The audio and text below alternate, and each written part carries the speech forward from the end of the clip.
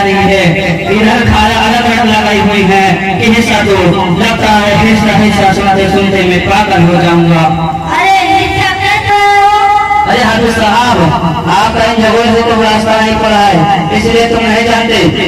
इधर सुनो, मरने के बाद हिस्सा बंटवारे को जो बात आती है, मैयत के माल जायदाद और प्रॉपर्टी की होती है। इसमें दो आंखों में तो शोर मचाया हुआ है कि भैया की जायदाद में से हमें भी हिस्सा दो। ये तो मेरा मसला है। साहब, आप आदमी बताओ, ये कोई अकल की बात है? जिंदगी भर कमा कर खिलाए मर्द, दुनिया भर जो करे खाए मर्द, जब बात वरासत की आए तो घर की औरत भी लाइन में न गई। ये कोई इंसान है? तुम चाहे कुछ बदल लो, मैंने तो क्या कर दिया कि भैया की वरासत में से किसी को भी छोटी कोई न दूंगा। क्या बात कर रहे हैं हम? एक दिन कैसे हो गया कि हम लोगों ने शादियों में पैसा पानी की तरह नहीं मारा। Double bed, sofa, fridge, cooler, washing machine से लेकर चप्पल, जूता, जग, गिलास तक हर छोटी से छोटी और बड़ी से बड़ी चीज उनके जहेज ले दी। क्या ये उनको काफी नहीं था? अब मरने के बाद और क्या चाहिए? उन पर एहसान नहीं बल्कि ये उनका था, और अगर एहसान समझ कर दिया है तो नहीं करना था। देखिए भाई, अगर आप हिला देते तो अल्लाह के यहाँ कोई पकड़ न होती, लेकिन हीरा ना देने पर अल्लाह आपसे सवाल जरूर करेगा। लेकिन हाफिज साहब, अगर मैं जहेज न देता तो बिरादरी के लोग मेरा जीना दुभर कर देते, मैं तो ताने बाना में ही मर जाता। अब ये तो आप भाई चाहे तो जहेज देकर बिरादरी को खुश कर दे, या निराश ना देकर अल्लाह को नाराज कर दे। और वही बात शादी के खर्चे की, थोड़ी लड़कों की शादी में जुलूस कम नहीं होते। क्या आप प्रधान बातें कर रहे हैं हाफिज साहब? मैयत के माल में औरतों का हिस्सा? अरे यार, ये बात तुमको किसने कही? हमने तो आज तक यही सुना है कि लड़की की शादी में जो खर्च किया जाता है बस वही उनका हिस्सा होता है। और ये बात तुम कितने लोगों में से किसी से भी पूछ लो, क्यों नहीं बोलो? हजरत, अगर आप इजाजत दे तो मैं इन लोगों से कुछ बात कर लूं। शादी से सिलसिले में बातचीत कर रहे हैं। इजाजत है। वालेकुम सलाम रहमतुल्लाहि व बरकातहू। भाई, क्या बात हो रही है? हमारे गाँव में वरासत को लेकर बहस चल रही है, इसी मसले में बात कर रहे थे। अच्छा जी, आपके वालिद ने अपनी बहनों को राशन में हिस्सा दिया है? तो भैया काम आपका तो हिस्सा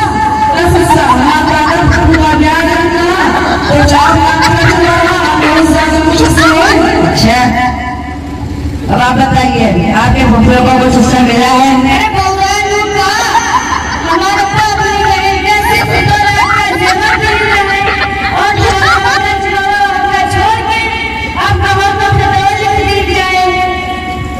अच्छा जनाब, अब आपका क्या इरादा है बहनों को हिस्सा देने के बारे में?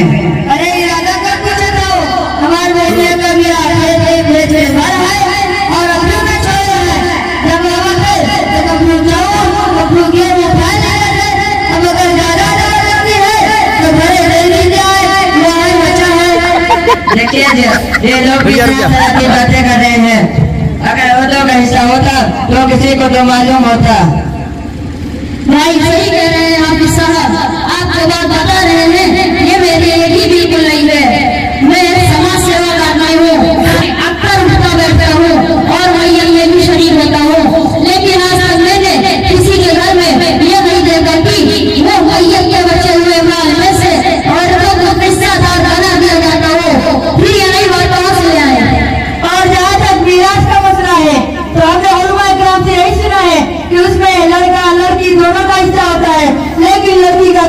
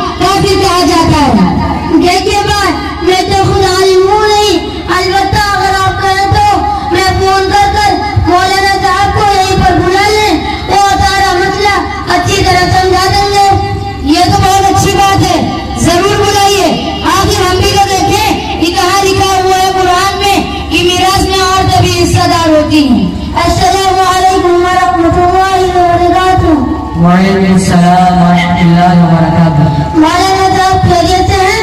अल्हम्दुलिल्लाह। मौलाना साहब यहाँ जलसे के पंडाल में एक मसला पेश आ गया है, तो क्या आप तशरीफ फरमाएंगे? इंशाअल्लाह जरूर।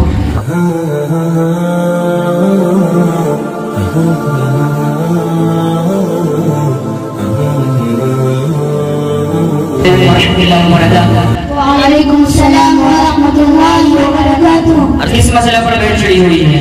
मौलाना साहब मीरास का मसला है। लगे राजा की औरतों को मीरास में हिस्सा देना कुरान का हुक्म है, और इन साहिबों का कहना है कि औरतें मीरास में हिस्सा नहीं पा सकती। अब आप ही बताइए कि गलती पर कौन है? अच्छा, मीरास का मसला है, ये तो बड़ा अहम मसला है। लोग मीरास के बारे में जानते भी नहीं और न जानने की कोशिश करते हैं, जिसकी वजह से मैयत के माने बड़ी गड़बड़ करते हैं, जिसकी वजह से हक वालों को हक ही नहीं मिलता और बेचारी औरतों को तो बिल्कुल महरूम कर दिया जाता है।